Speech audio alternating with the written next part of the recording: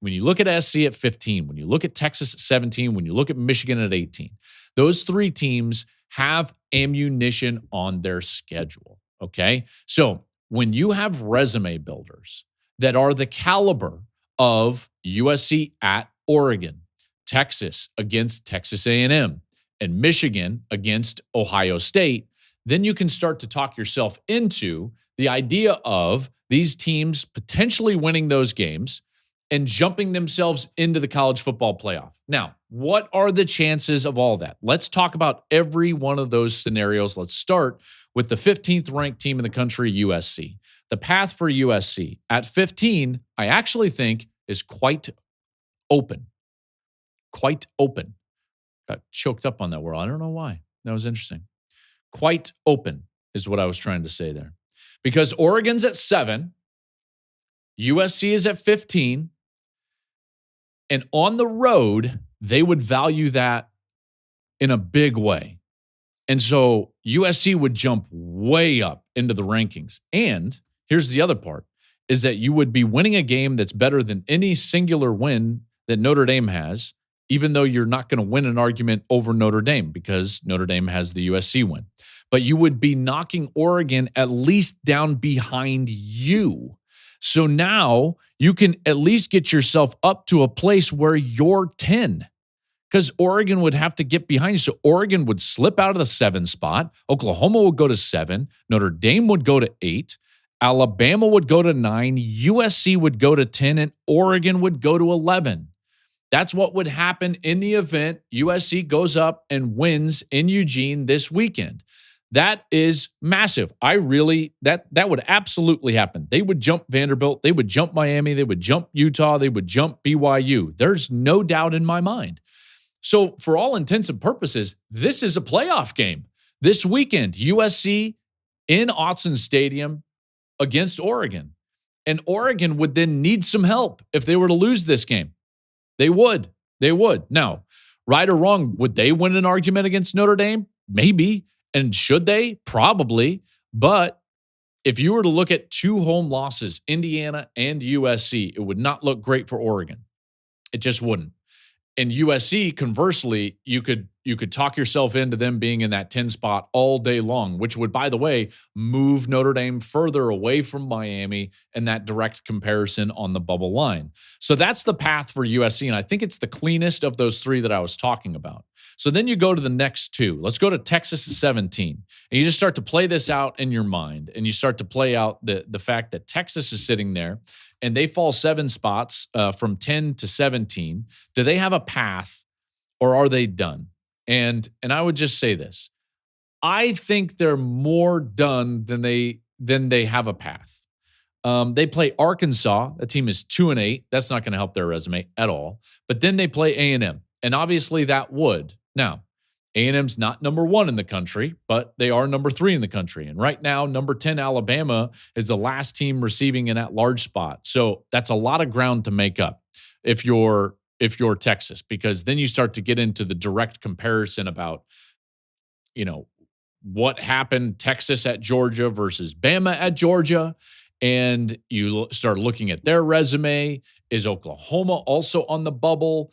There's just a lot more hair on this scenario. They would be 9-3. There's never been a 9-3 team in the playoff. Do they want to set that precedent with this team? I don't know if you want to do that based on some of these losses that they just had, in particular last week in that drubbing from Georgia, in particular in the fourth quarter. Their best win is Oklahoma. That's a neutral site. Their other best win is Vandy. Okay. Vandy is sitting there with a ceiling on their head right now. I'm looking at this, and you have to consider that, yes, they have the 3 losses. They also have 2 really suspect wins. Overtime versus 2 of the worst teams in the SEC. You look up, and that's not a great resume, folks. It's just not. And maybe eye test would help you out. Although, if you're a coach and you're looking at that, what have I told you here on this program? That team has yet to play a 4-quarter game. We haven't even seen them play well. So if this committee values the eye test, I don't think Texas gets in on the eye test. If the committee somehow turns a new page and they start saying, you know what, we're not going to deal with this. We're just going to go on resume. They're going to lose the resume battle as well. So for me, the Texas path is much more dicey than in particular the other network wants to allude to. I just don't see it for them, even with a win over A&M. Okay, so now you get to Michigan. Michigan, do they have a path, or is this, a fool's errand for Michigan? So Michigan, if they were to potentially win in a game against Ohio State, they would be not 9-3, but 10-2. I think that's an important distinction because it would throw them into this conversation that you've got there with a potential 10-2 Notre Dame, a potential 10-2, maybe 10-3 Alabama, depending on if they get to the SEC championship game and lose. What if they win, so on and so forth? Does Oregon beat USC? We saw getting into that conversation. So Oklahoma playing well is helping Michigan until they get into a direct comparison. But then here's the deal. If for some reason Michigan does beat Ohio State and they're 10-2, then you can start to look at their resume and their eye test a lot differently than you would Texas. Because Michigan would be coming off of 6 straight wins. They would have beaten the clear number 1 team in the country by the committee's standards. And you look up and you're like, that's the best win in the country. And they would absolutely be on the bubble line. You see, I don't even know if you can get Texas to the bubble line, even with a win over Texas A&M. Maybe you can. Certainly they would pass Vandy and who knows. But in the event Michigan wins, they win an argument over a 10-2 Miami. They win an argument over a 10-2 Notre Dame. At this point, they've got a game. And I've made the argument in the past that the committee and people in college football have been talking for a long time about, and specifically this year, about this idea that they don't want to penalize teams for scheduling hard non-conference games. So I firmly believe that they would view Michigan more as like a 10.5, 1.5 team rather than a 10-2 team, which is kind of what they're doing for Texas because one of their losses is on the road at Ohio State. So if you're going to do that, then you'd have to apply the same logic to Michigan, who went to Oklahoma and lost what was, a good football game to John Mateer, who was playing his best ball. The Oklahoma offense was playing their best football early in the season before the Mateer injury. Would they get in? I think it's a clearer path than Texas, in my estimation, because Oklahoma's clearly in. You start getting into a direct resume comparison with Notre Dame. I think Michigan will win that. If they were to beat Ohio State, they would have the singular best win in the country, period. Coming off of 6 wins. There's something to be said for that. So it's pretty clear what USC's path is.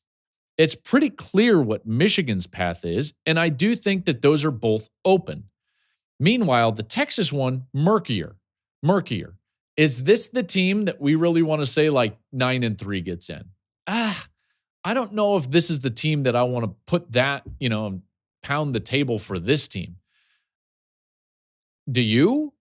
Leave a comment below. Is this the Texas team? Is this resume? Is this group the team that you really want to pound the table for and set a new precedent to allow them into the playoff at 9-3, even with a Texas A&M win? I would love your comment down below because right now I don't see it. Not with the way that this committee has valued and evaluated teams. They use the eye test. Texas is not passing the eye test. They're just not. Now, if they were to blow out Texas A&M, that might be something a little bit different, even though Texas A&M did not play great in the first half last week. So, things that we can at least ponder as we move ourselves forward in these rankings. Thank you for watching the Joel Klatt Show YouTube channel. And if you liked this clip, make sure to like it and subscribe to the channel, and you can stay up to date on all of my college football coverage.